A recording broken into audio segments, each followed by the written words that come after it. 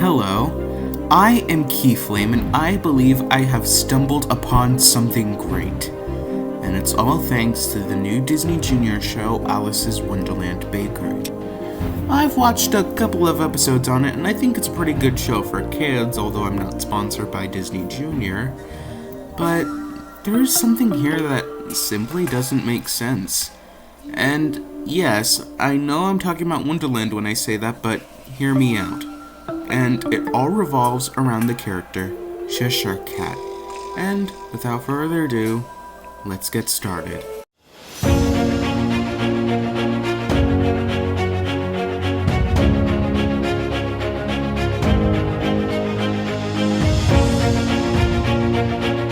The show features the Alice in the movie's granddaughter as the protagonist, who is also named Alice, apparently.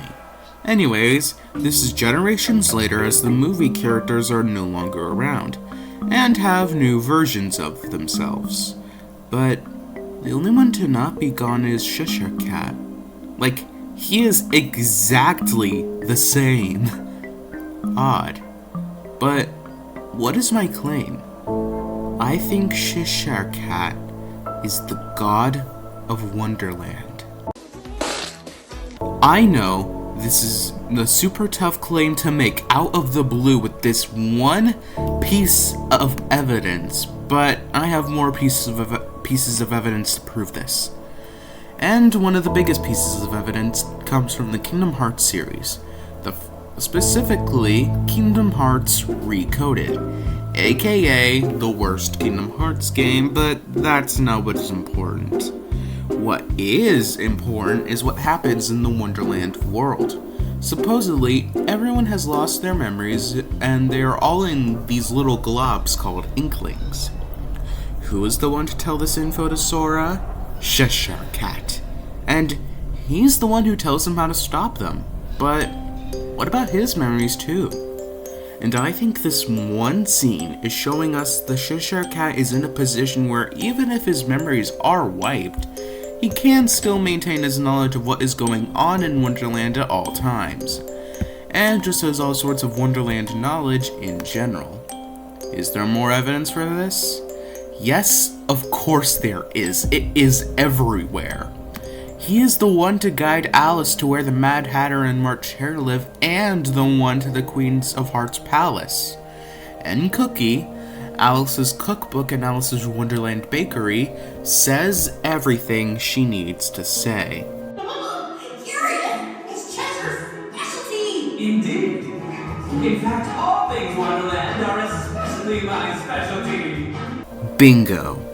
Also, he just has a map on standby of Alice's secret stash of ingredients? Like, what? And no one questions this. And he can create portals on a whim, like for example a portal to the previously mentioned Queen's Palace. And back to Kingdom Hearts. In the first game, he appears to have a great level of control over the darkness, as he is able to summon Heartless on a whim. And in the Kingdom Hearts mangas, Organization 13 is even aware of him and what power he holds. And Maleficent and her League of Villains wanted to have him on their side, and when he refused their offer, they contemplated killing him, but didn't. Okay, first off, how cocky is he to refuse an offer from the League of Villains, aka the people who are going to destroy all worlds? And if they could have killed him, why wouldn't they? And why would they even try to recruit him? Well, it's simple. It's because they know something we don't. They know that the Cheshire Cat is a powerful being with extreme knowledge of Wonderland and its conditions. And he also has some level of power over the darkness. And him refusing to join makes it seem like he knows he'll be fine if his world were to crumble. Maybe it has something to do with Sora. After all, the Cheshire Cat is the one who guided him to the keyhole like he guided Alice to the Queen's Palace. Topic for another day. And in all of Disney's Alice in Wonderland's incarnations, he doesn't appear to change. The only time he does seem to change is in Adventures in Wonderland, but that's gonna be its own topic. And as revealed in Alice's Wonderland Bakery, he is the only one of his kind. So this isn't that much of a pantheon. And he can adjust his limbs on a whim and can turn invisible. But those can simply be tied to Wonderland's bizarreness, while everything else simply cannot. Also, if I'm remembering correctly, in the Kingdom Hearts 358 over 2 days game, the Cheshire Cat does have a chat with Roxas and appears to have, weirdly, a lot of knowledge on Roxas' current condition. Although at the time of making this script and recording, I haven't exactly, taken a look at that clip again, so we'll see. Anyways, so put all these pieces of evidence together, and what other conclusion can we realistically make that other than he's some sort of god?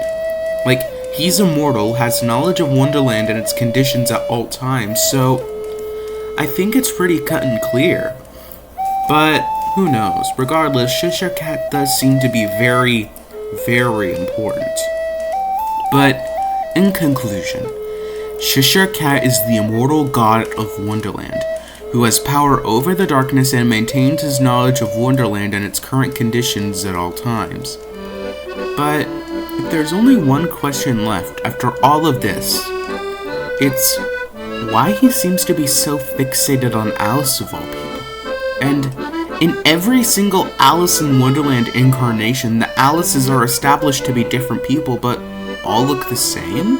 And Dinah looks the exact same in Wonderland Bakery and the movie.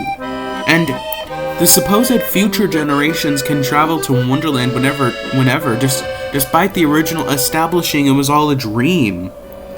But that'll definitely be a topic for another theory. But until next time, I'm Keith.